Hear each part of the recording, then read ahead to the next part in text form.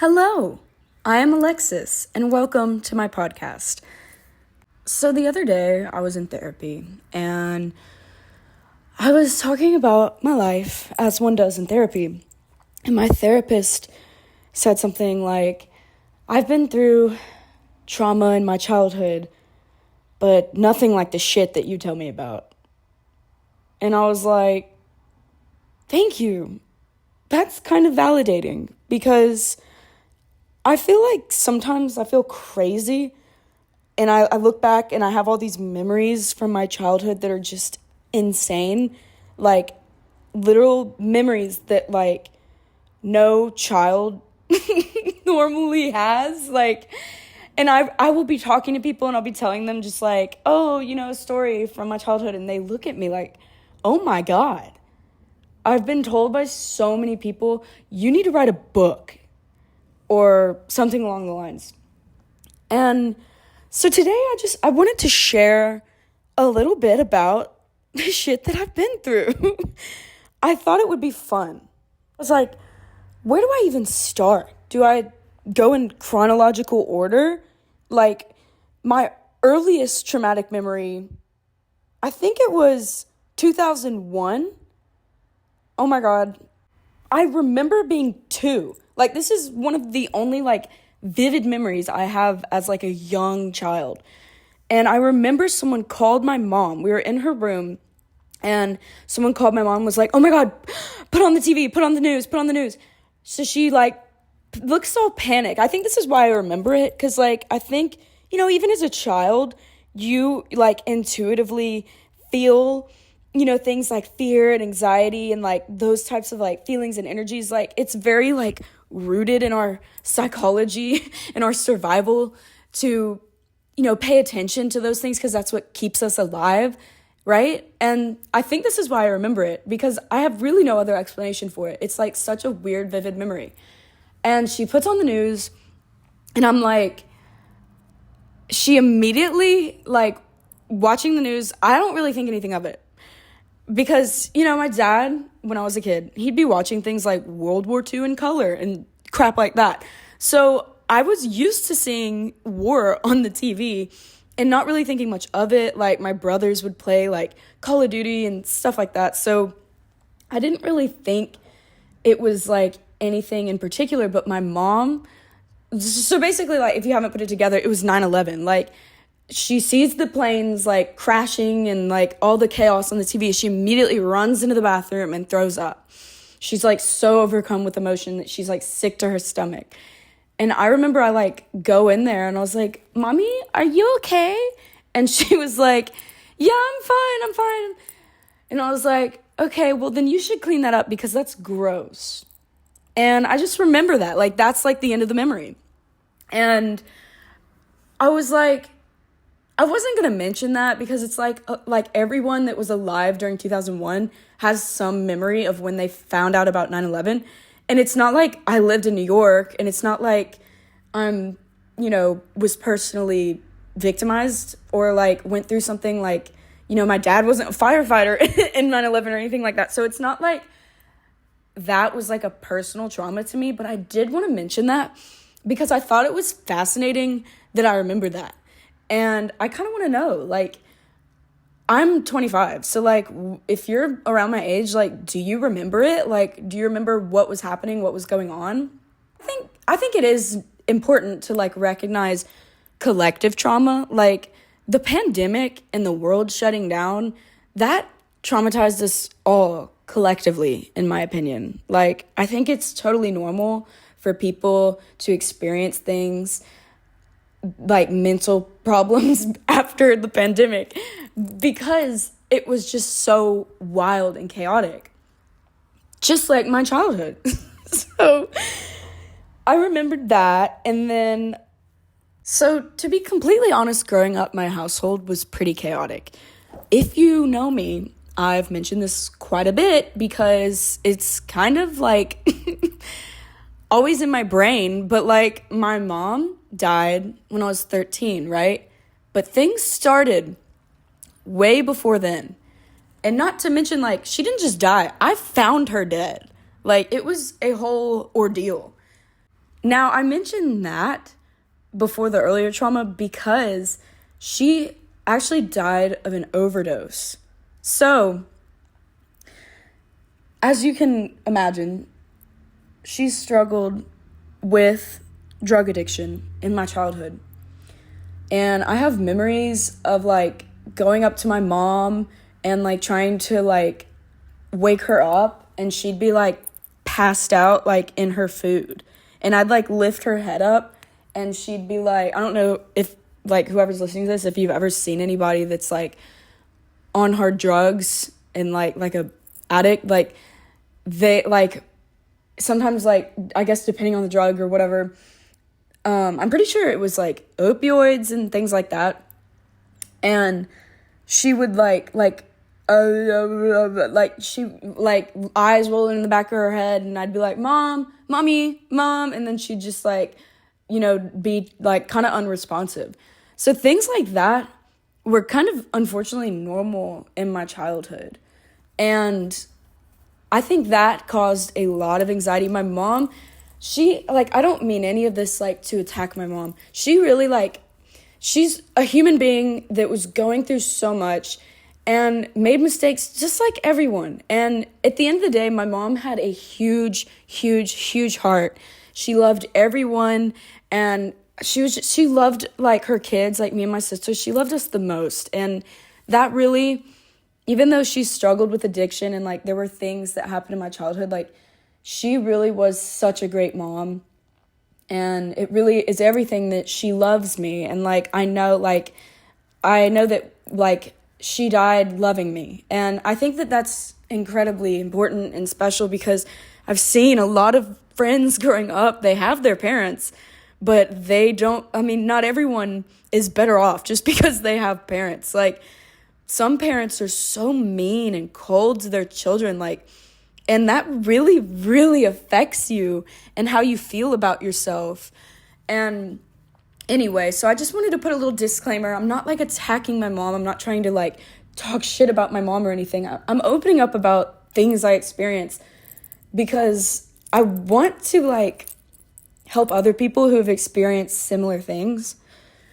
So that was one of the main traumatic things about my childhood was her struggling with her addiction. She was very emotionally up and down, and that gave me a lot of anxiety. Like, if it was storming, she'd freak out, get in the basement, there's a tornado! Even if it was just, like, raining and thundering, like, it was excessive. And there were times, like, she would, like, pass out and, like, get sick. And like one time I had a friend over and I remember she was passed out on the floor in the kitchen.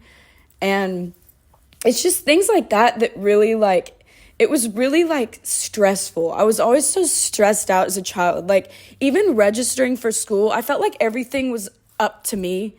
And, I had to remember things and like keep track of things. And I didn't feel like I could just be a kid a lot of the times. And on top of that, when I was a baby, my dad was tried and convicted of being a child sex offender. So growing up, like, to be quite honest, I was told by my parents, that he was innocent, that he was like they spun this story kind of to me that mainly my dad, because my mom passed away before I could really like talk to her about all this. So I'm going to leave my mom out of the situation, but my dad really spun this story to me that he was wronged by the police. He was set up and like kind of painted the system to be against him. And so that really like colored my view of the world. Like I kind of saw the world as like a scary place that could fuck you over. And I didn't realize like the type of person like my dad was.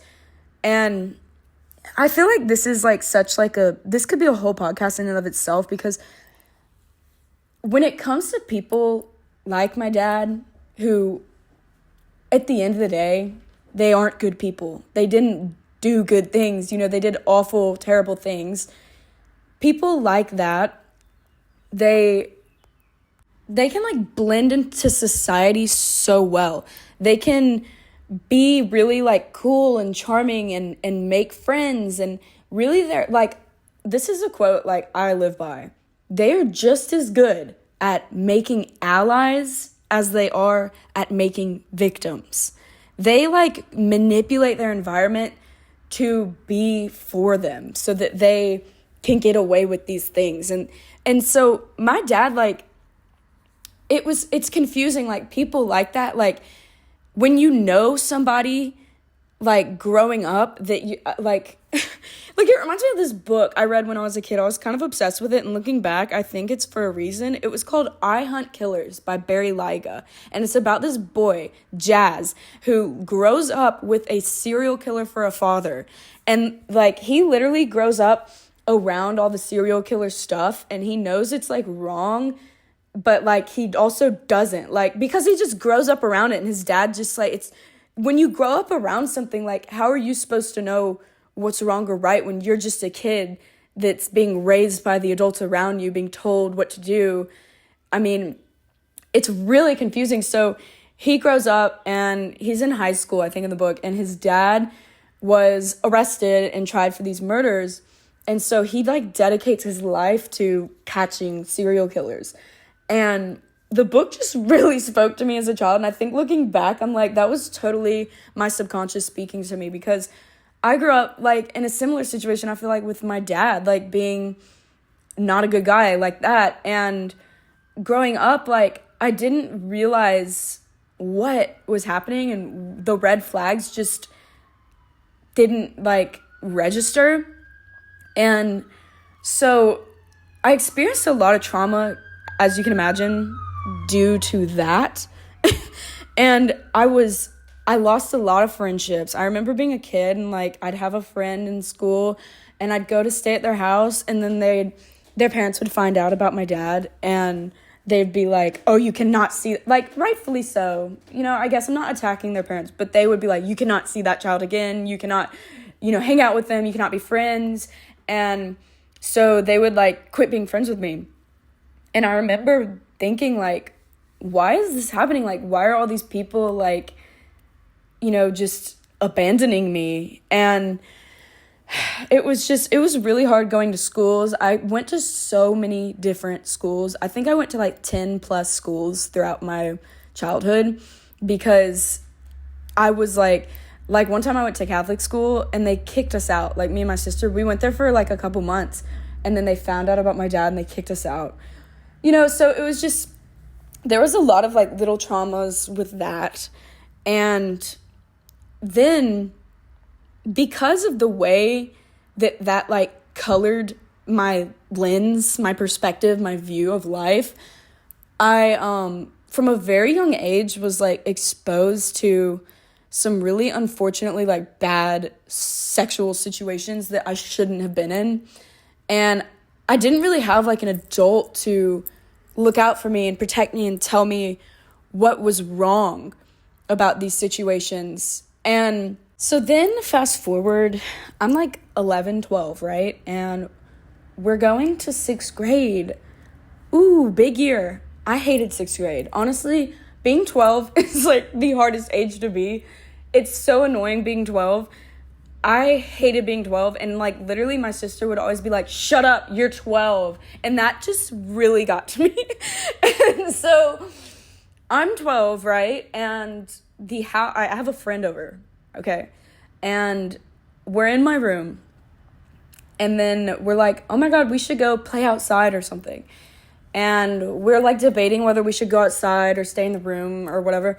And she's like, whatever, I'm going outside. And she gets up and she goes into the doorway, and I see her face transform. Like she's like just literally her face drops into this like fear and like panic. And she starts like almost like bouncing and like pointing and being like, fire, fire. And I was like, what? And I like jump up and I run to her side and I look in the kitchen, and flames are like billowing out of the freaking kitchen, like waves. It literally looks like waves of fire flowing out of the kitchen. And so my fight or flight kicks in. Everyone starts screaming fire. I grabbed the cat, put it in the car, grabbed the dog, put him in the car, literally at 12 years old, back my mom's car out far from the drive, like half a mile from the house, just in case.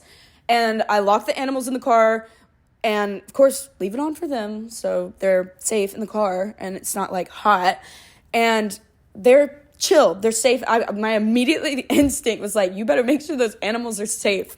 So I take those animals and they were safe. And then at the time, my dad's like shooting the fire with a super soaker. My mom is literally having a full-blown panic attack. She's throwing picture frames. She's grabbing picture frames off the wall, throwing them outside, getting clothes out of the closet, throwing them outside so they don't burn. And she's literally breathing through a bag. There's firefighters everywhere. And then for some reason, because the fucking building was on fire, I think, like, and we lived out in the middle of bumfuck nowhere, Alabama.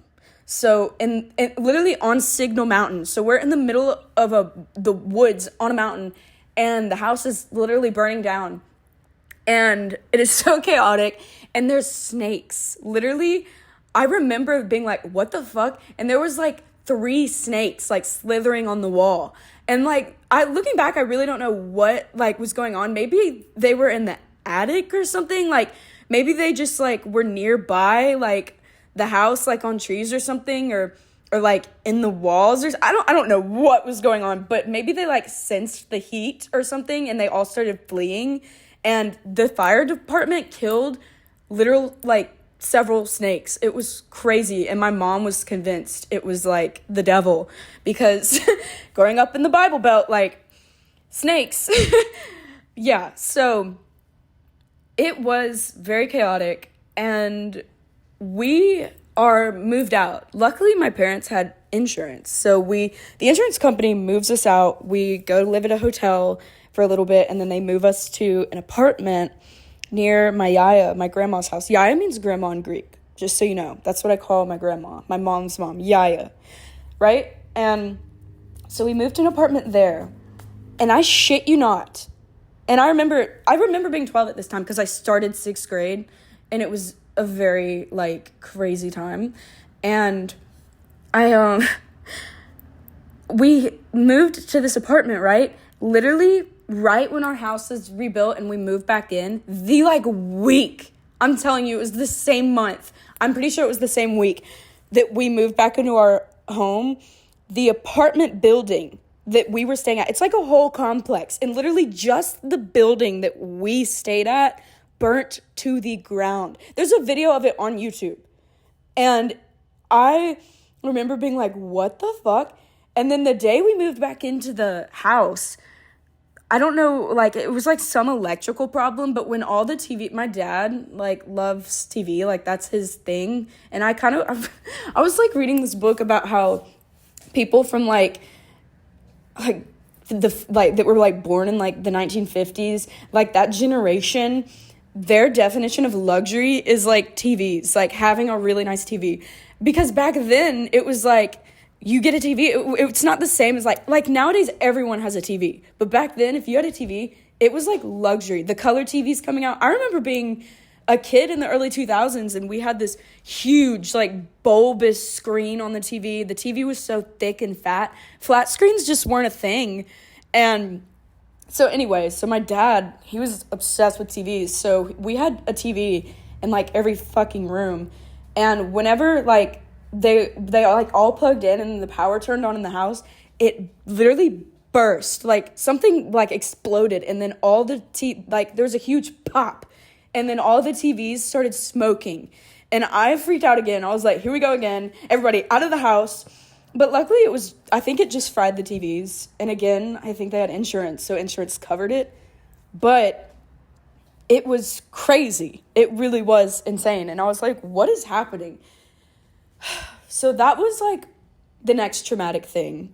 And, you know, I'm saying all these things, and I'm thinking of like the kids who were like, who really just, like they've never lost anyone close to them. They've like always grown up in the same town.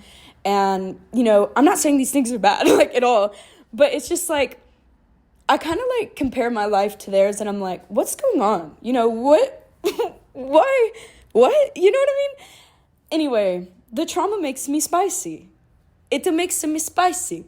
So, I'm 12, right? Then, the next year, I turned 13. And shortly, in the beginning of the year, well, I guess it's May 5th, 2012. I wake up. I have some bread for breakfast. I literally go in the kitchen. I remember like this day so vividly. I'm not going to tell the entire story right now because it's like so long and it's kind of crazy. But I remember like I was sitting on the couch eating that bread, and my sister, she bolts up. She was sleeping. We had two couches like facing each other. She was sleeping on the other couch, and she bolts up and she goes, "Where's mama?" And I was like, "I don't know," and just kind of ignored her. And she was like, "We're supposed to go to the festival." And my mom, she was an artist, so she would like go to all these like festivals and things like that and sell her art. She had her own art gallery, things like that. And I was like, I don't know. And then so my sister, she looked panicked. Like it was really weird. And I remember like having like this weird feeling. And I tell you, like, it wasn't like even an anxious feeling. I almost felt calm. Like this weird calm came over me. And I remember before I even found out anything, like I posted on my Instagram at 13 years old, literally posted a picture of the living room and I said, "It's so peaceful in my house today." That was like the description of my picture.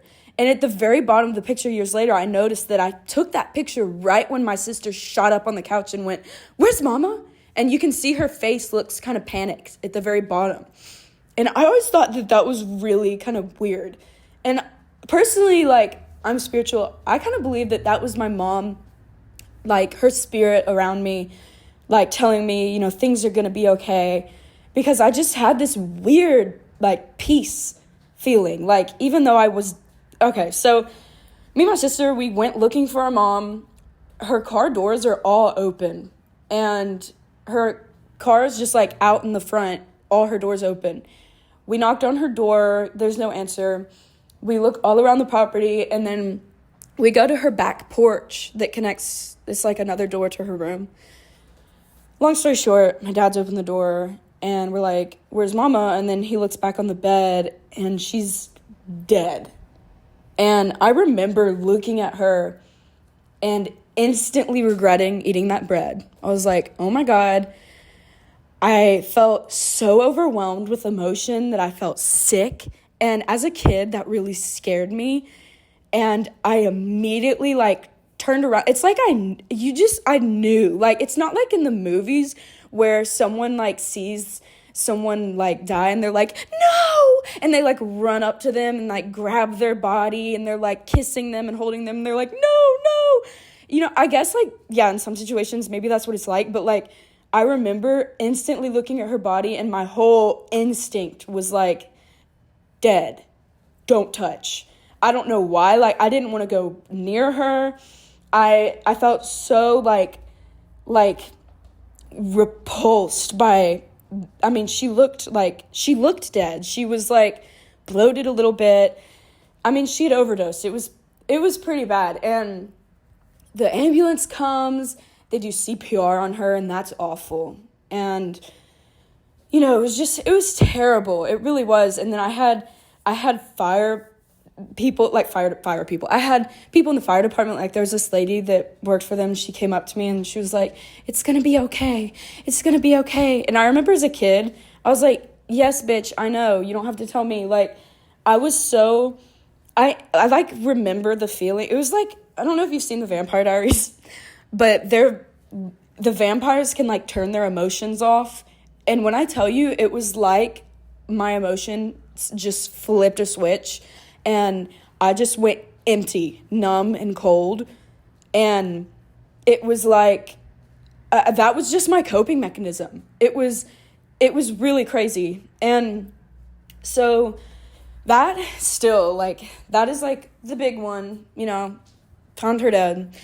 And then oh my God, from there, I'm put into foster care. And let me tell you, my foster parents were abusive. They were crazy. They literally, I used to, literally, like I said, my dad loved TV. And for some reason, like, I cannot, to this day, I don't go to sleep when it's pitch black. It scares me. I have to sleep with the TV on. I'm one of those people. And I went, in the middle of the night, I'm taken by the police and DHR and taken into custody, into foster care. So obviously I'm really anxious. I've struggled with anxiety and OCD my whole life. And I'm really like, oh my God, it was crazy. And I begged my foster mom. I was like, please let me sleep in the playroom where there's a TV, because there wasn't a TV in our bedroom that we shared with multiple other girls. I literally shared a bed with 2 other girls. Oh my God, it was insane. Like, we didn't even have our own bed. And I begged her, and she was like, okay, fine, you can sleep in there as long as you turn the TV off before you go to sleep. And I was like, but the whole point is for me to listen, like, to the TV as I'm falling asleep. But I told her, I was like, okay. And then I went on the TV, and I set a timer for the TV. I found out how to do it, set a timer for the TV to go off at midnight, right? And I go to sleep. She wakes me up before midnight, shakes me out of my sleep, grabbing my shoulders, and she's like, I told you to turn the TV off. You cannot sleep in here. You're grounded. Get in your room. And literally, I was so, shocked. I was like, what?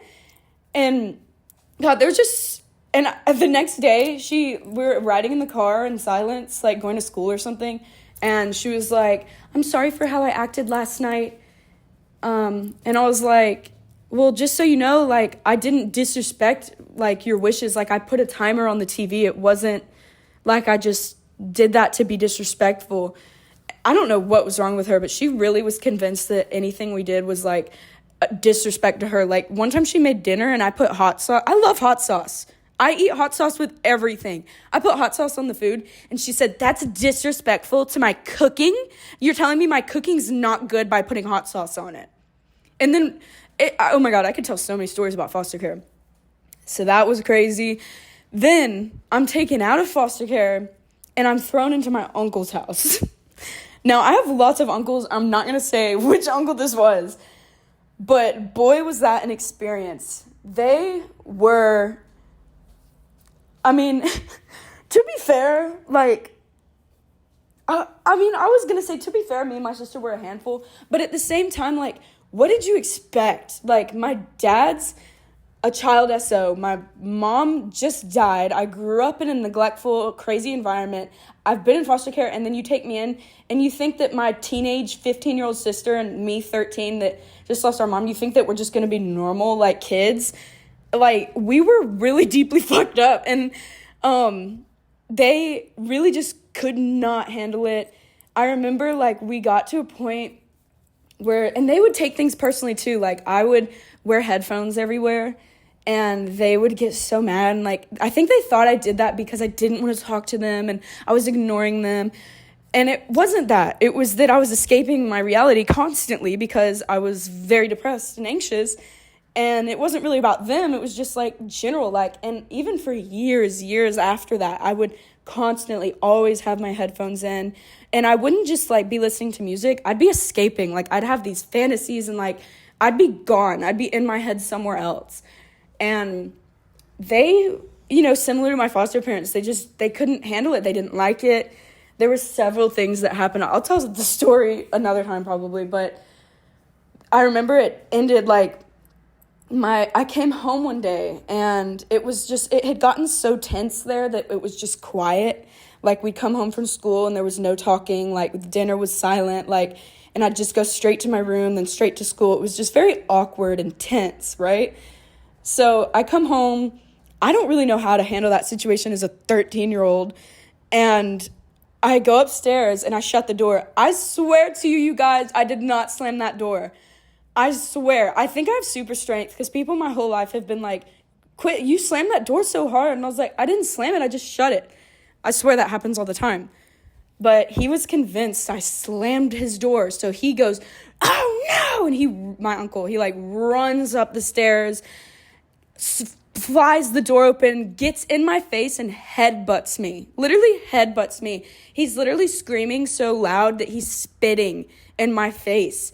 And, they're telling me that, like, I don't deserve privacy. If I'm going to slam the door, they're going to take it off its hinges. And, like, oh, my God, it was crazy. My sister started freaking out. She went in the bathroom. I think she called one of our friends and was like, oh, my God. Anyway, so that weekend, after that big, like, blow-up fight, we go and we stay at my grandmother's house, my yaya. And because she had visitation, she had rights for that. And we really loved staying with yaya. And we stay there, and then in the middle of the night, the cops show up with DHR, and they're like, hey, your uncle forfeited you guys, like, he doesn't, he said he's not going to take care of y'all anymore. And me and my sister were like, what? Like, we had no idea. So we're thrown out of another home, thrown out of another school, and God, I remember, like, my poor sister, she was really, really, like, struggling with my mom's death, like, as I was too. But, she was at a different age, and she was, like, more, like, outward, I think, with her, like, her grief, and I was more inward, I think. And so people, which I don't mean to speak for my sister directly, this is just my perception of, like, what I remember being as a child, right? So I remember my aunt and my uncle telling me, they're like, because I was, like, I'm not saying this to be, like, any type of way, but I was viewed as, like, the good kid. Like, I made A's in school. I didn't make a fuss. But my sister, she was the teenage rebel. And, like, and they were like, oh, we would let you stay. We just can't handle your sister. They said something like that to me when I was a kid. And I remember being so mad. I was like, how dare you try to, like, almost, like, separate me from my sister after my mom just passed. And, like, anyway, so we were thrown back in foster care. We were children of the ward. What do they call them? Wards of the state. We literally, for a minute, we didn't even have a home, like a foster home. They couldn't find one to take us immediately. So we stayed at DHR. And it was, oh my God, literally, like, so sterile and cold and gross. Like, oh, I remember how much I hated being at DHR. I hated DHR. And like, it was really crazy. And so during all of this, my yaya, she's been trying to get custody. She, from the beginning, has been like, y'all can stay with me. But my godfather, who is my yaya's son and my mother's brother, so he's my uncle on my mom's side, and he's also my godfather. I didn't know he was even my godparent for, like, the longest time. I didn't know until I was, like, in my early 20s. And then looking back, I'm like, where the fuck were you? He literally at that time was and still is, like, a rich doctor. He's a radiologist. And literally, like, could have taken, like, care of me and my sister. And that is, like, the whole point of being a godparent, is in the case of the parent dying, like, you step in and you're the parent. And he completely abandoned us, completely abandoned me, completely neglected us. And when my yaya tried to get custody, he had power of attorney over my yaya because she's older. So he was able to speak for her in the court and say, no, she can't have custody because she's too old, or something like that. And so they denied the custody. So we rotted in foster care for a while. And then, I mean, it got so bad that, like, I would call Yaya every night and we would cry on the phone, that finally he just said, he was like, fuck it. If you really want to take care of them, if you want to kill yourself and do that, then fine. So he dumped us off with my Yaya. I never got a birthday card, not one call. At my mom's funeral, he literally stood up and talked about how stupid she was, like, and insulted her. Like, he's really, truly evil. Like, there's a whole nother story with him that I can talk about another time that I might even get to in this podcast, you guys. So, man, we move in with my yaya. During this time, looking back, my yaya was the greatest adult I had in my life as a child. She fed me, she made sure I had clean clothes, always doing laundry, always cleaning the house, always cooking. She really went above and beyond to take care of me and my sister. Now, she was older, and she had health problems, and she had just lost her daughter. Like, my mom, I remember when when my sister called Yaya to tell her that my mom died, and I heard her screaming on the other side of the phone, and then I saw her, when I saw her in person, she just screamed and hit the floor, oh my God, I have chills, I could cry, just, the grief of, that parent losing that child, it rocked me, and I think just seeing her grieve, so deeply really made me feel close to her, because I didn't really see anybody else grieving and, loving my mom so deeply like that, other than, my sister and me. And, yeah, so things got a little better when I moved in with Yaya. And it still, what happened, though, was, at that time, I was very heavily involved in the haunted house community. I worked at Sloss Fright Furnace and at Warehouse 31 in my childhood, which are haunted houses, and I was an actor. I started when I was about 10 years old, you guys, and by the time I'm 12, I'm very active in the community. By the time I'm 13, 14, I'm always there. By the time I'm 15, I'm constantly at the haunted house, even during the off season. I'd be there painting or, they'd be like, oh, we need people to come paint the clown maze or something. And then I would come and paint the clown maze, or, not as an artist, but I would just volunteer and, do what they told me to do. Anyway, that environment was very, very toxic and very crazy. I remember having some really crazy bad situations there. I'll probably get into another time, but long story short, I started to be groomed by another actor at the haunted house. He's 10 years older than me. I'm 13, he makes comments. I'm 14, he makes comments, sexual comments, friendly comments, things like that. And I don't really think anything when you're a kid, when I was a kid and this was happening, I didn't think of him as being a weirdo for doing that to a 13-year-old. I just thought, oh, I'm 13. Everyone always tells me I look older than I am. I had this mindset that I've been through so much, and I already was kind of very adult-like, very mature. So I just didn't see myself as a regular 13-year-old, in which in a lot of ways I wasn't, but I was still a kid. And when you're a kid, you really do not understand the full scope. That's why children cannot consent, because you cannot fully understand what you're consenting to, so you're unable to consent to things of a sexual nature with an adult. It's you can't wrap your mind around it until your brain is fully developed. And so he groomed me, and when I was 15, he raped me for the first time. And that's when it got really serious. When I was 16, he raped me again, right after I turned 16.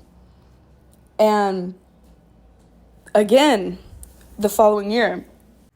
And that time, it hurt so bad that I remember I felt like I got hit in the diaphragm. I felt like I couldn't catch my breath. I was and I had tears in my eyes. I was crying. It hurt so bad. And I was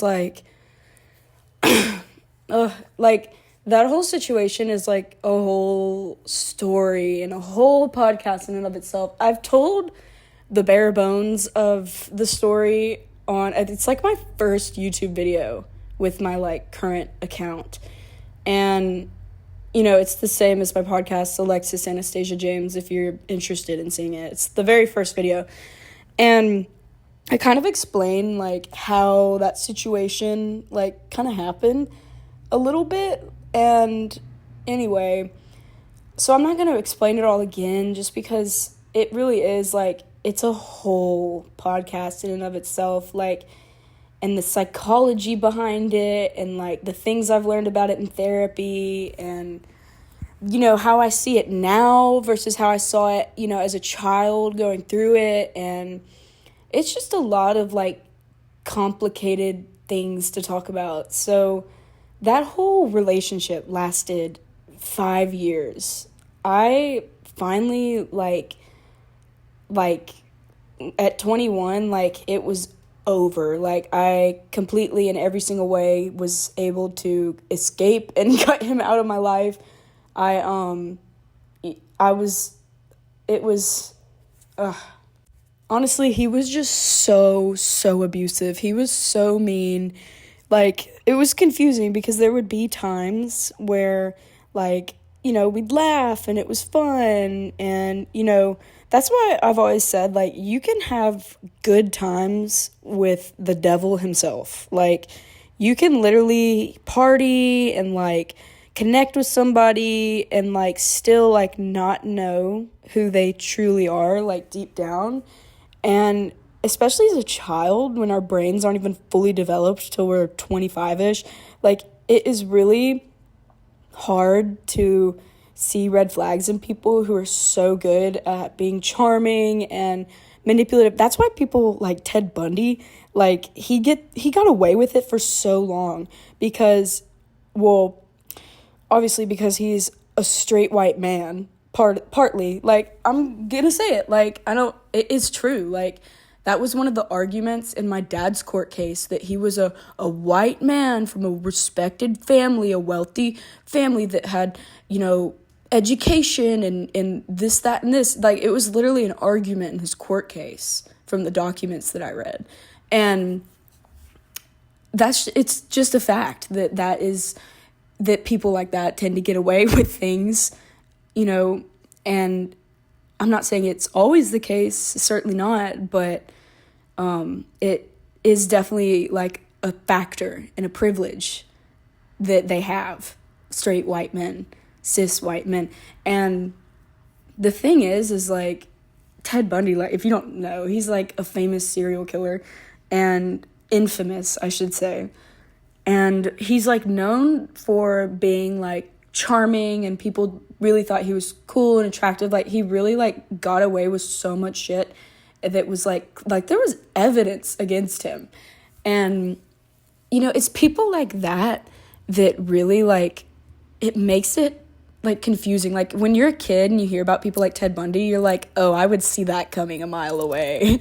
Definitely, he's creepy. Look at his face. Like, I could just see it in his eyes. He's weird, right? But when you are meeting a Ted Bundy and nobody knows that he's Ted Bundy yet, it's completely different. Like, it really is true that they make these allies in their lives as well as they make these victims in their lives. And they really manipulate and control the environment around them to support their behavior and to hide it and enable it.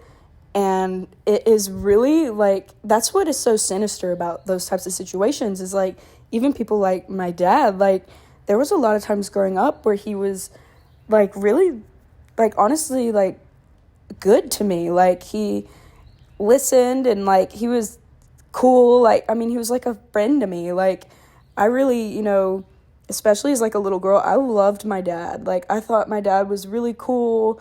I thought he was a great guy. And it was really hard for me to see him in a different light as an adult, because it just didn't make sense with this image that I had created and grown up with.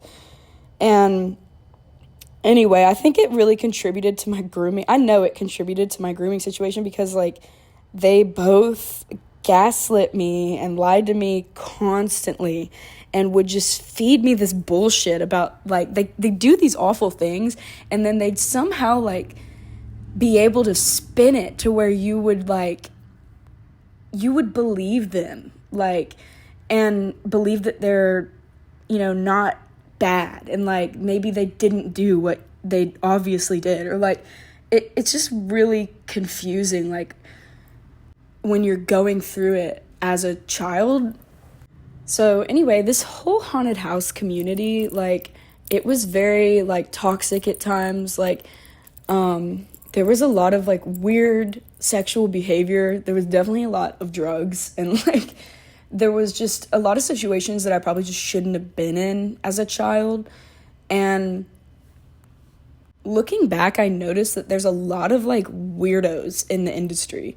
I'm not telling you every single person that's involved with the haunted house is bad, but like there are a lot of like truly like weird people that like kind of use that environment to like prey like on other people. Like there was several men that I could name that were acting very inappropriately, especially people that were like in authority and like had power there, like management type power. Like I remember one guy like in particular, he was walking through the haunted house at the end of the night with his like friends, and he was really drunk, and he put his arm around me and like got like real close to me and like stroked my waist and was like, hey, you should walk through the rest of the haunted house with me. And at that time I was 13 years old, and this man had gray hair, like, and I immediately was like, oh, so I gotta stay in my scene, I can't leave, sorry. And I like wiggled out of his grasp and like ran, and my instincts like really protected me there. But I mean, that's another situation. Like, what if I had had a different response? Like, you know, in similar situations, I've found myself, instead of flighting or fighting, like I fawn or I freeze. Like, these are all different trauma responses. And what if I had just fawned and then, you know, just kind of allowed him to, what would he have done? You know what I mean? Like, it's like, there were so many situations like that. There was so, oh my God. And then one year, I was 15, actually no, I was 16 at this time, and my sister had been dating this guy, and he was really, like, he lived with us for a while. Like, he kind of had parents that weren't really, like, good and, like, active, involved in his life either, so, like, he ended up living with us when my sister's a teenager and I'm a teenager. I'm 16, so my sister must be 18 at this point.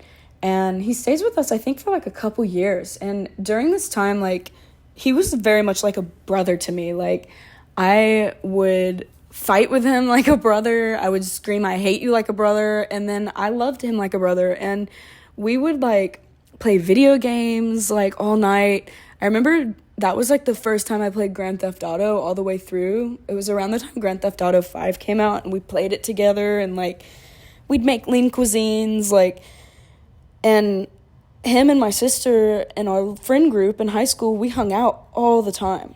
Every weekend we'd have bonfires, we'd, you know, do something, and it was just so soon, around that time, he actually, like, I'm not going to tell the whole story, but at one point he, like, I was at a gym, and I was working out, right? And I'm with my friend, and she's just kind of sitting next to the treadmill while I'm, like, jogging or walking on it, or maybe I'm on an elliptical or something, and, like, I think I was on an elliptical. It doesn't matter.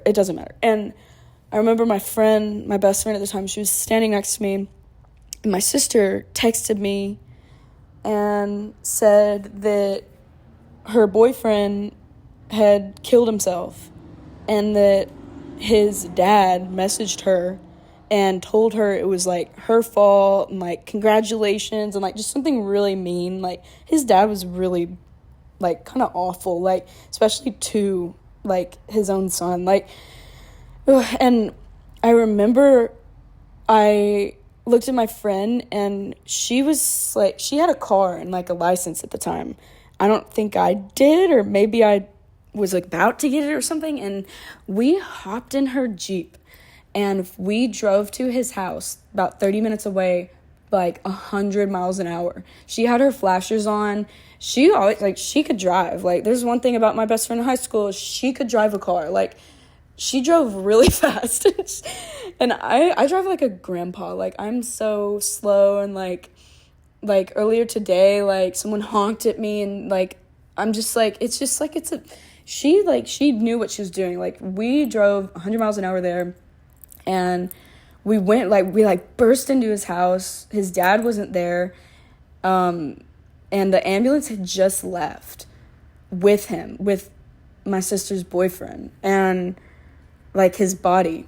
And we went in his room and we found a note that said, "I'm in the garage," or something like that. And it was written in like the creepiest font. Like, it looked like he wrote it like 1,000 times in a row. And it was like the font just like sent chills down your spine when you read it, and like the way he wrote it. And we went in like the garage area, and there was like a cord where he had hung himself. And God, it was just like, that whole thing like shook my world, because it really was like the first time I really grieved somebody after my mom. And I handled it completely different than when my mom passed. And so actually what happened was, he hangs himself, he dies, but they bring him back. Like, he was on a God, my brain almost said incubator, but it's not an incubator. It's like, what is it called? He was on a ventilator, and he like was real, like he died, and they brought him back to life, and he miraculously somehow survived. And I remember we were like waiting in the hospital, like crying, and like, you know, we finally got to go back there and see him. And I remember he like woke up, and he immediately started crying and literally said, "I can't even kill myself right." And it was just like so horrific. And then a couple months later, he's literally murdered. Literally, he's at this place called The Slab, and he gets in some like fist fight with some boy. And then that boy's brother goes and gets a baseball bat while he's down. My sister's boyfriend is down for the count in that fight. And he beats him while he's down in the head with a baseball bat until he was dead. And this was like really like, I mean, it felt like a couple months after. I mean, the whole time was like a blur looking back, but it was really soon after he had survived attempting suicide. And I remember like finding out that he was dead, and it was just like one of the people at the haunted house, like their wives, that was like a nurse or something at the hospital, and she was like, "You do not want to go see him. He doesn't even look like himself." And like, it was, I don't know, like it was like so hard for me to deal with back then. And like, just to see everyone around me like grieving him and that whole situation, it was just horrific, and it kind of led me down a very dark path. That's when I started getting really, like, apathetic, really cold, even more so than I already was. And I've really just, that was how I dealt with things. I was really apathetic, and I was really cold, and I was really blank and numb. And, you know, at times I was, like, downright mean, and that's how I coped with it. And so then, like, during the following years, I'm getting to the end of high school. I'm still in this abusive relationship, and I'm dealing with all this grief and trauma, and I'm not in therapy. And I was being homeschooled at the time. So I was actually working full-time from the time I was 16, because I really needed the money, because I was very like neglected. So, like, especially like, I mentioned that I went and I lived with my grandmother, but towards the end, like, actually when I was like 16, I was actually not living with my grandmother. I was living at my dad's house, and I wasn't supposed to be there. And it was a very stressful environment. There was times where there was no power, there was no air conditioning in Alabama in the summertime. Like, there was no heat, there would be no water sometimes. Like, it was dirty. It was like So during these years, I'm like really struggling financially, I'm really struggling mentally, and I'm really trying to support myself as a child. And during this time, I'm really dedicated to school. Like, that was my thing. I was like, I'm getting out. Like, I'm going to make my own money. I'm going to make my own way. I've got to get out. And I like lived in that state for so long. And it was just so stressful. Like, I felt so trapped. And I just felt like, I felt miserable. And fast forward, I'm 20, right? And I get into nursing school, right? It's amazing. Like, I was so excited. I worked my ass off. I got into nursing school with a 4.0 GPA. And at this time, I'm actually able to finally move out and get my own place. I think it was like 2019 when I finally was able to move out, and it was just the most freeing feeling. I remember I like the first night my apartment was available to me, I immediately moved all my stuff in that whole day. I spent all moving everything in. I didn't even have internet, and I was like, I don't care. I'll sleep in the dark here. I just need to be out of that house. And I remember like sleeping in my bedroom, in my bed at my apartment the first time, and I felt like I was at the beach. Like, literally every day, I literally would wake up feeling like I was on vacation. And it was just, I felt so free. And then 2020 rolls around, and we all kind of know what happens there. I'm balls deep in the nursing program, and I'm in my third semester. And it's a 5-semester program. I'm in my third semester, and the whole world shuts down. And not only that, but I'm in nursing school. So they're kind of freaking out. Like, nursing school is not an online program. You can't do nursing school online. You got to do clinicals. You got to do labs. You got to, like, learn in person. Like, it's not something you can just do online. It really isn't.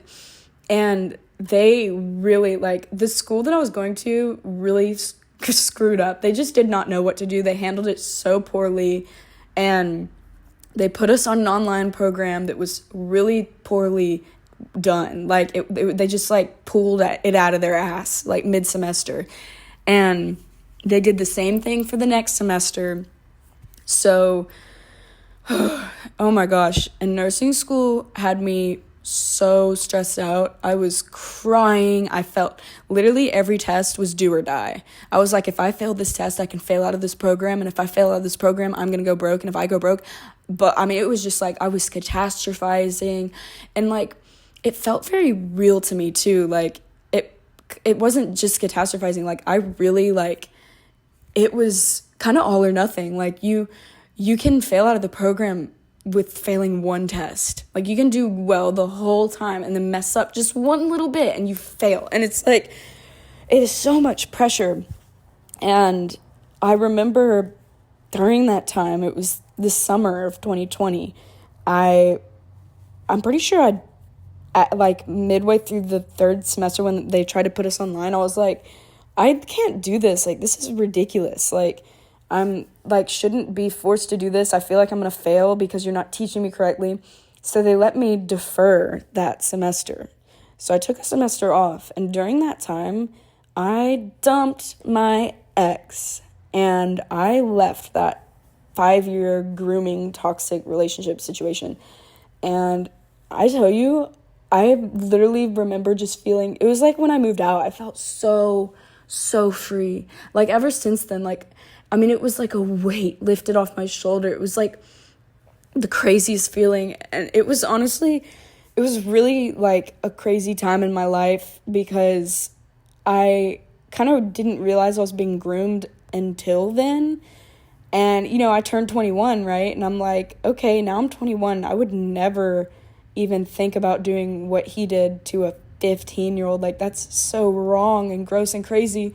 And then I just kind of like started to think more like an adult and think like, I would never do this, so why would I think it's okay for him to do this? And I started to just kind of put the pieces together, and like there was a lot of stuff that I wasn't willing, like my brain, I'll talk about it another time because it's like a psychology thing. Like my brain like literally could not face what situation I was in until I was like out of it, and then I was like, whoa, and I kind of realized what had happened. And it really deeply affected me. I lost all my friends. I mentioned I was part of the haunted house community. Not all my friends, but I lost literally it felt like all my friends, because I came out and I was like, I kind of realized like he's been grooming me, and I realized like he's been abusing me and like all these situations, and people like didn't believe me. People didn't validate it. Like it was really like kind of just discredited, like, and like by the people like that I was around, like our mutual friends. They all kind of were like, yeah, we see that happened to you, but we don't really want to take sides and stuff like that. So I left that environment, and for the better, thank God.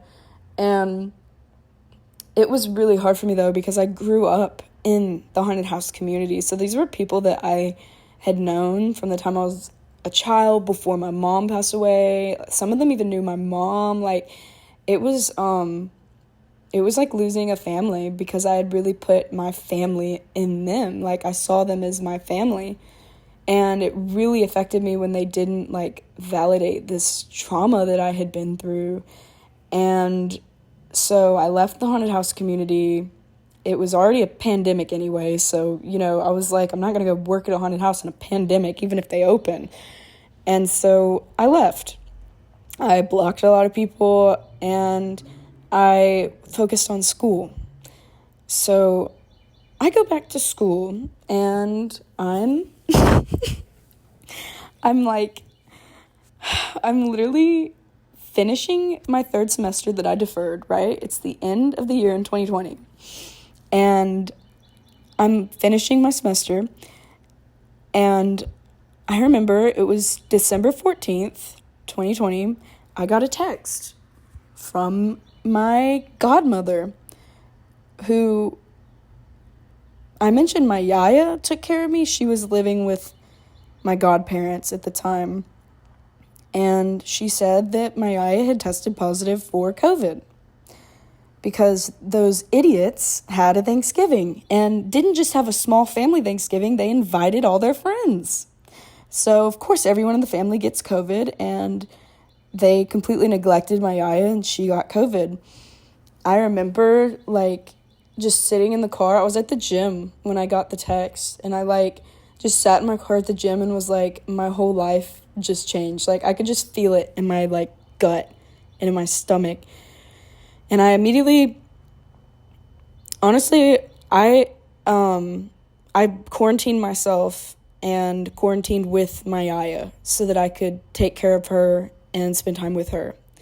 So I wore a mask and I stayed with her, and I didn't, I quarantined myself. I didn't let myself go anywhere else. Of course, it's like the pandemic. I was just being very careful, especially being in nursing school, right? And so I kind of watch over my grandmother.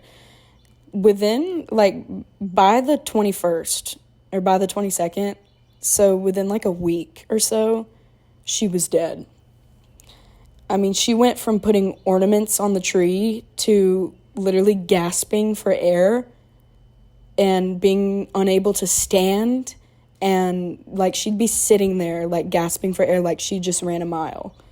And it was just the most horrific thing. Like, she started to get real confused, and she would call me Gigi, which is my mom's name, like, and it was just, I would, like, that whole thing, it's a whole nother podcast episode, it really is, so I'll just tell you, like, the bare bones of it to get to the point. So we try to send her to the hospital. She's sent home. Like, the hospital rejects her twice because they're overflowing with people. They're so full that they're like, we literally cannot take her.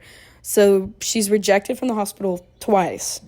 And she gets so sick that she's literally dying, and she has no choice but to try to go to the hospital again. So the ambulance is called, and they come and get her, and she was so confused and so scared. She was like grabbing onto the door frame, screaming, and like, you know, trying to like keep them from dragging her down the steps into the ambulance. Like, it was so awful. And then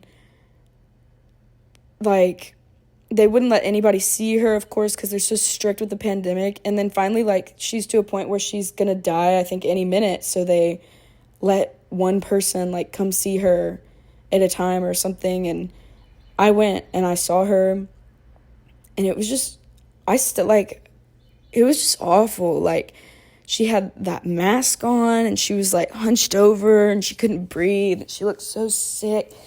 And I remember she was, like, trying to say, "I love you," and I was crying, and it just really, like, it tore me apart, like, because my whole life, I was so attached to her. I always said, like, as a teenager, I was like, oh, when my yaya dies, I'm gonna die with her. Like, that was what I would say. And I ended up getting so sick with COVID that I couldn't make her funeral because, I couldn't go expose everyone at her funeral to COVID.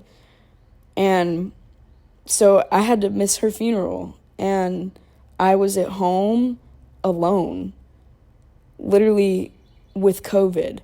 So I lived alone in this apartment, sick with COVID. I thought I was going to die. I got so sick that I would they prescribed me all this medicine. I had an inhaler. It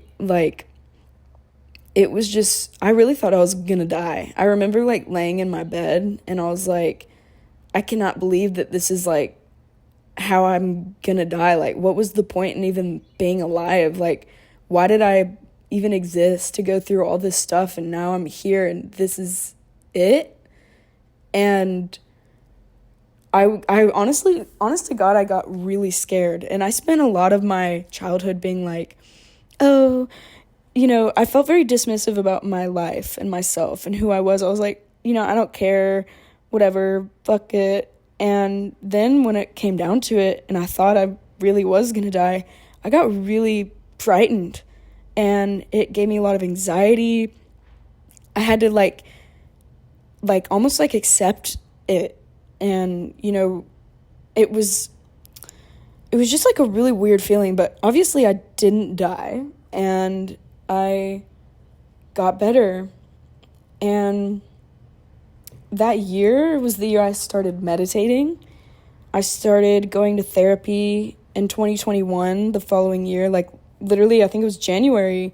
Like, right after that, I started going to counseling. And it's really, honestly, it's helped me so much. Like, going to therapy, meditating, mindfulness, all this has, like, saved my life. And I had this huge spiritual, like, awakening, as people call it, in 2020.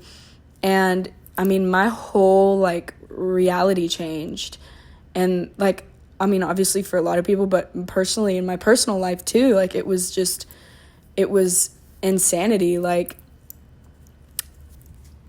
So my yaya, she really wanted me to graduate school, and I was so distraught after her, and that my godparents, they were like, hey, we see that you live alone, and, you know, we know that we just all kind of experienced this death in a way together, and we're wondering if you wanted to come stay with us, so that you're not alone. And I paid for my apartment. Like, I paid the rent every month. But I was, like, so lonely and so, like I literally, you guys, I was sick to my stomach with stress.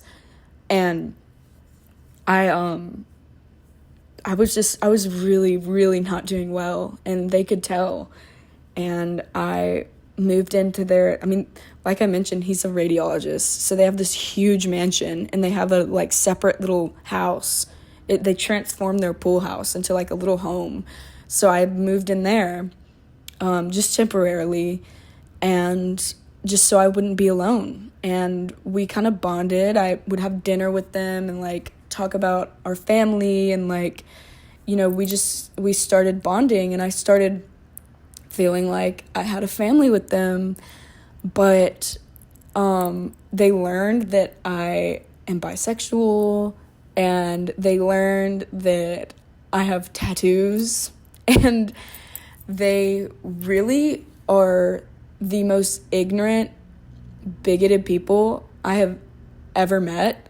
Like, they are full on, like, ignorant, hateful people. Like, they are homophobic, they are transphobic, they are sexist. Like, literally, they'd make sexist like comments and stuff like that. Like, I started to realize, like, these are maybe like not the people I want to be involved with at all, and they don't like align with my values at all. And he ended up kicking me out. Like, it was right, like, it was a few, so like I moved in like January, and April like 1st they had moved to a new house, and I moved with them because they asked me to. And it was literally like the day or like the week that my lease ran out for my apartment. And he sent me this, like, I woke up and I was unpacking. Like, I literally remember I woke up, I went upstairs, I helped my godmother, like my aunt, I helped her drive this like van back to the place, like this moving van, and then, you know, rode back home with her. And then she asked me to unpack some boxes in the kitchen, do some work around the house. So I'm doing literally their work, unpacking their house, and I get a text from my uncle, my godfather, and it is so hateful. Here, I'll literally read part of the text right now. So I'm not going to read the whole thing because he literally sent me like this book, just like venting and being a complete dick. And he goes, he literally says, "I have begged y'all many, many times to change your life. It is not fair to," not gonna say the name because it's my cousin, "the only beautiful, innocent one." Okay, just actually let me mention, like, this text was sent in a group chat to me, my cousin, and his wife, and they have a child that is in my godparent, like my uncle's care. So that's why I don't mention the name. So, "It's not fair to blank, the only beautiful, innocent one, whom I love as much as my own children. So until you guys change your life, I do not want to hear anything from any of y'all about how I should run my family, what I do with my money, or my decisions that I make. If you don't like it, get out from underneath us." And all this was about, like, he thought that we were, like, against him moving. Like, he's literally so, like, ignorant. Like, he literally has no idea, like, what is going on in life. Like, he completely just was, like, making stuff up because he was so mad. And he was saying, like, I literally lived in their, like, basement. So he said, "Get out from underneath us." And he's saying this to me, his godchild, who just, like, lost my grandmother, who was my guardian after my mother died. And he was my godparent that was supposed to have taken me in when I was 13 and, like, ended up in all these neglectful, terrible situations. But he neglected me and kind of fed me to the fucking wolves. And I turned 21, he's like, "Hey, let's turn a new leaf." And then he sends me this shit. And he's like, "This is not what I wanted for the end of my life. I can assure you there are so many more things I would rather be doing." And then he said, "Bulls," that's my nickname, Bulls, bully. It's like a Greek word. "Bulls, very disappointed with you, very lazy with any contributions around the house. You pushed me over the edge these last couple of days while you were lounging around with Holly or Joey, all while we were packing." And that is, like, completely an ignorant statement because I was packing and moving my stuff and their stuff, literally, and Joey came to help me move my stuff and my friend Holly, and I asked if they could come to help me move before they even came, and they said yes. "I know that you asked to help a couple of times, but she, talking about his wife, is the type of person who always says no. Really, Bulls, you don't have a job now and you had nothing but time. And literally, I had just, like, I'm, like, in nursing school, and I am grieving. Like, there's so much going on in my life. And then he goes, most of the time you now walk in and out of my house without acknowledging me. Another lie. I know you had no guidance or discipline growing up, but that is not how I operate. We are a Christian family and home. Although I do not agree with your cultish, satanic beliefs, your defacing of your body with satanic tattoos. This is literally what he says, you guys. Your alternative sexual lifestyle and your condemnation of our Christ and God. I was willing to overlook that. I'm just going to pause real quick on the text, like, that I'm reading from him. And I want to say, like, he's so crazy. Like, I, for one, like, I believe in God. I do not identify as a Christian, but I believe in the universe. And I believe that we're all kind of talking about the same thing. And he literally has no idea what I personally believe, but he really took it personally that I didn't identify as a Christian. And none of my tattoos are satanic. I mean, that's just, like, a completely ignorant statement. And anyway, then he says, and then, like, the alternative sexual lifestyle, that is so homophobic. It's because he found out I was bi, and my boyfriend is bi. And he goes, but I'm not sure I can anymore, especially after being greeted by Joey walking into my new home for the first time. And that was when, like, Joey was helping me move, and he walked in and saw him and immediately didn't say hello. His face, like, went cold. He was, like, really rude. And I was like, what up with that? Like, it made no sense.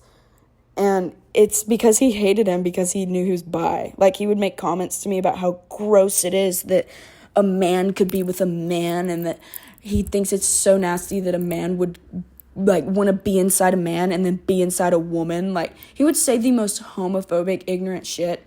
And I would try to, like, talk to him like a human being and, like, really, like, he's honestly just so hateful and homophobic. And then he goes, I'm not paying for Joey or any of your friends to be here. I probably would have thought differently if he wouldn't have been here last night. The intent for you to move in was to provide you shelter and financial relief, which literally he didn't do at all, because I had my own apartment that I was literally paying for every single month up until, like, that month that I got kicked out. What? Like, literally he put me in a financial hole because I lost my apartment. And literally he traumatized me. And then he says, as for now, none of your friends are allowed to spend the night in this house. You can spend the night with them freely as you wish. And then he goes, at the time of this text, your dog has barked several times. I can hear him loudly. Either you teach him to quit barking indoors or find him a new home. He literally sent that to me knowing that that dog is, like, my emotional support animal. And literally, like, what were you thinking? Like, you asked me to move in with you. I literally, talked about all the boundaries. Like, they literally told me, like, it'll be like you have your own place. People can come in and out their own door. Like, you're separate from, like, because I was living in, like, a separate house, but on their property. And then I, like, moved into their basement for, like, a day. And that whole basement was, like, separate. Like, it had its own garage. It had its own door.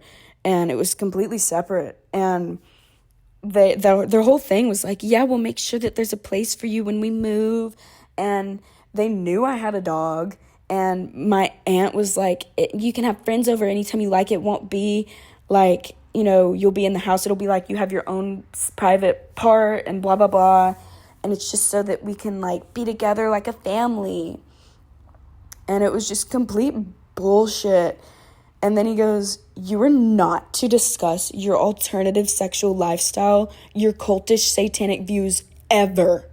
You were to cover all the satanic tattoos on your body and the presence of the family. This is literally what he said. I do not want to ever see them again. I understand these are very stringent, and if you can't abide by these, fine. And then, like, literally, we were all going to go to the beach as a family. Like, they invited me on a beach trip with them and my cousins, like, later that summer. And literally, he's so delusional. He added at the end of the text, "Now, for the beach trip. If you can't abide, don't come. Y'all's call. You have had plenty of time to correct your behavior." Literally, like, he's the most hateful. Honestly, he's worse than, like, anybody I've ever met. He's just so evil. Like, he pretends like he's this good Christian man, and he's just so hateful, so ignorant, so mean. I mean, it's like classic Alabama, like, stereotypical idiot. It really, truly is. And so that, like, really, really traumatized me, and especially because I was, like, in the thick of grieving my grandmother. And honestly, they're just really, truly awful people for that. And I'm not ashamed to say it because it's true. So at this point, I had just turned 22. And I spent the next year trying to get through nursing school. It was about a year. I made it to the end of my 4th semester. And it was really, really difficult for me because I just, like, mentally, I was not there. I needed a break. I needed to process my life. Like, I had not had a break to breathe. And that's why, like, him telling me, like, you didn't even have a job. I was like, what are you talking about? Like, I've literally been a child my whole life, like, working my ass off, like, in school and work and jobs, and, like, been neglected and abused. And you're gonna act like I'm just some lazy, entitled dick like you? Like, what? Oh my God. So the final semester of nursing school, well, the 4th semester, it's the final academic semester. Because, like, the very last semester, your 5th semester, it's a preceptorship. So basically, you're, like, working in the hospital. It's like a work study. Like, you don't get paid, of course. I mean, you should, in my opinion, but you don't. And you're, like, basically, like, working as a student nurse your whole 5th semester, like, and then you graduate. I'm in my 4th semester. I finished my clinicals. I am really struggling, like, in my academic, like, the last, like, few tests, and I'm just really, like, I'm just not there. Honestly, I need a break. And I was very, like, the 4th semester, you're learning about the ER and the ICU and the critical care stuff. So they had my clinicals in the ER. And like I mentioned, this was in the thick of the pandemic. So it was really, really crazy. It was really, honestly, it was traumatizing. Like, there's so much stuff, like seeing people without limbs, seeing people with their brains exposed, seeing people die, seeing people, like, crying, begging to die. Like, it was just, like, nursing is not for the faint of heart. Like, and people act like, I remember I finally, like, I failed out of my 4th semester, and I got to a point where I was like, I can't do it. Like, it's either, like, I keep going and I kill myself trying, or I take a fucking break and I process what's going on and I take care of myself for 5 minutes. And it really was like, in nursing school, you can't really take a break. Like, you can only defer so long before you have to restart the program, and none of your credits, like, even though I had aced, like, the first year of nursing school, I did great. The 3rd semester, I did good. And it was the 4th semester that I really started to struggle after my grandmother died. And you really, like, in nursing school, you can't take a break. You have to finish or start over. And your credits don't, like, transfer over. So it's not like I can just pick up where I left off, and I really, like, I got to a point where I was like, I have to keep going or I have to quit for now. And I left, and it was really hard. Like, everyone was telling me I should stay and telling me what to do. And looking back, it's like, who are you to tell me, like, that I have to go finish and do this career that is, like, clearly, like, traumatizing me, like, in the moment. Like, I'm like, mentally not able to do this right now. and you're just like, oh, just go do it. Like, being a nurse is so easy. Like, being a nurse can be really traumatizing, and it is so, like, mentally draining at times, and it's hard. It's fucking hard. And, I'd come home crying from my clinicals, like, and some days, it wasn't always like that. Some days were really rewarding. Some days were really incredible, and I really do have a passion and love for nursing, right? I do, but I needed a break. Like, I was burnt out, and people are so quick to be like, oh, just go back to school, just finish. And it's like, you have no idea what it's like to be doing this work. Like, if you are not a nurse, do not tell me that I have to go be a nurse. Like, you have no idea what you're trying to tell me to go do. Like, it's not just like working as a cashier at a coffee place down the street. It's you have people's lives in your hands. It's such a serious job, and people act like it's just such a easy thing to go do. and anyways, after going through all this stuff, I really learned so much about, like, life, and I'm learning so much about how to take care of my body, my mental health, and I've learned so many tools in therapy and through mindfulness and my spirituality and meditation that this is one of the reasons I have this podcast and my YouTube channel and why I post online, because this stuff has really saved my life. Meditation has saved my life. Yoga has saved my life. And these things are not just like spiritual fads where it's just like, oh, that's fun, that's cool. Like, these things literally help me. I use them as tools to heal myself. And I need people to know that these things aren't just like spiritual woo-woo things. Like, there's science and facts and research to like why and how meditation is good for you, mind and body, and yoga. So yeah, now I'm 25, and I've spent the last 4 or 5 years meditating, doing yoga, and exploring my spirituality. I've read so many books. I've journaled. I've literally filled so many journals. I've been creating. I started my YouTube channel in 2021. I've been creating since then, and I'm writing a book. It probably won't come out anytime soon, but it's being written. And I really want to share my story, and I want to share my life. And I want people to know that, like, because I remember, like, going through all these things, and I felt crazy. I felt like all my friends, like, that had similar, like they would be like, yeah, I'm going through a lot right now. My parents got divorced, and I have 2 Christmases. And I remember sitting there and being like, that sucks. My mom's dead, and I'm going through all this crazy shit right now.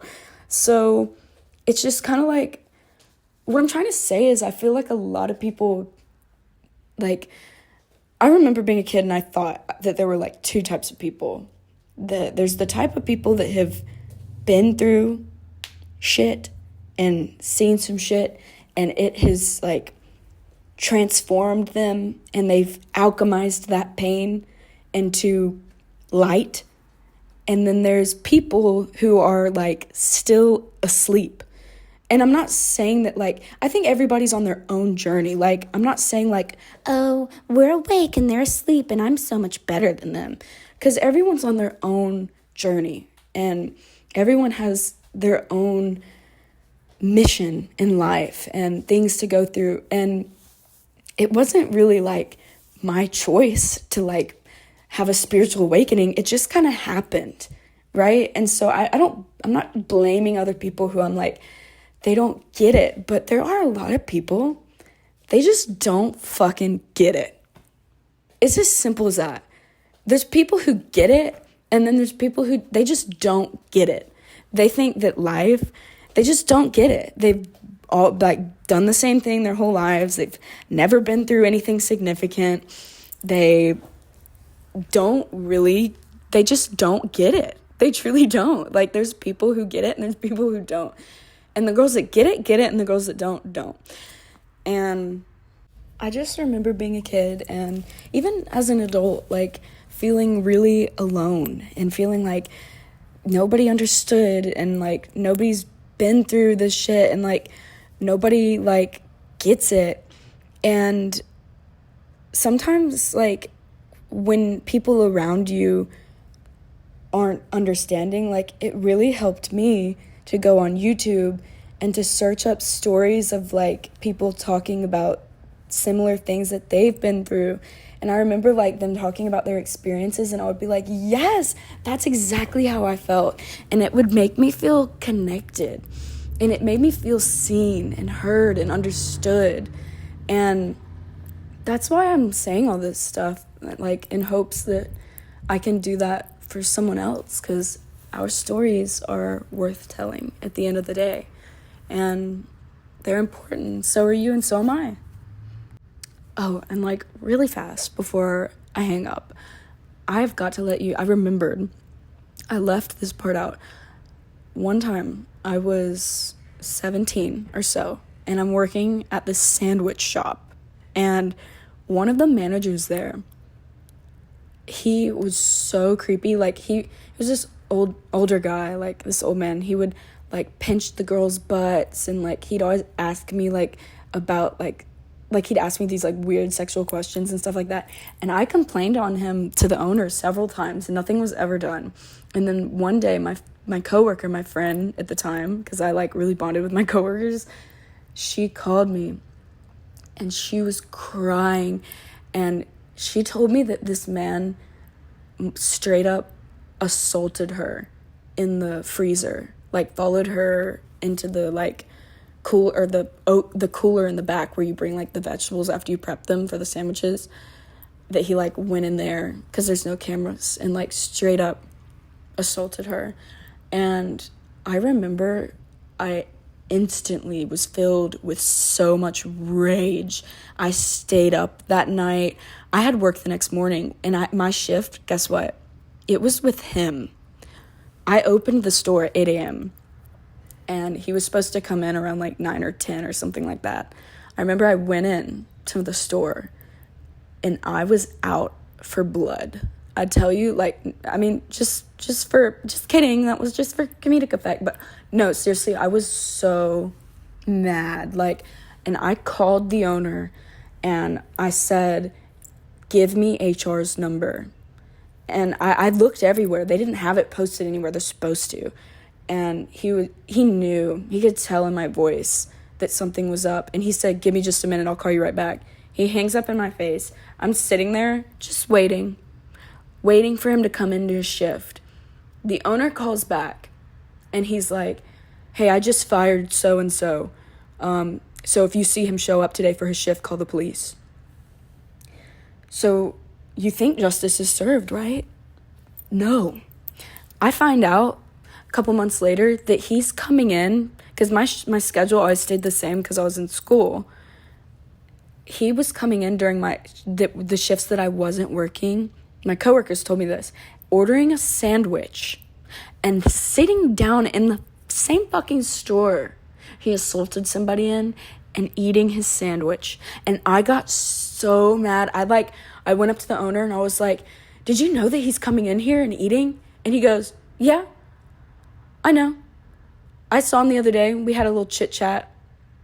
And it was, like, in the middle of the lunch rush when he told me this. And I was like, oh, so you're just chit-chatting it up in the store with somebody that sexually assaulted one of your workers in the back.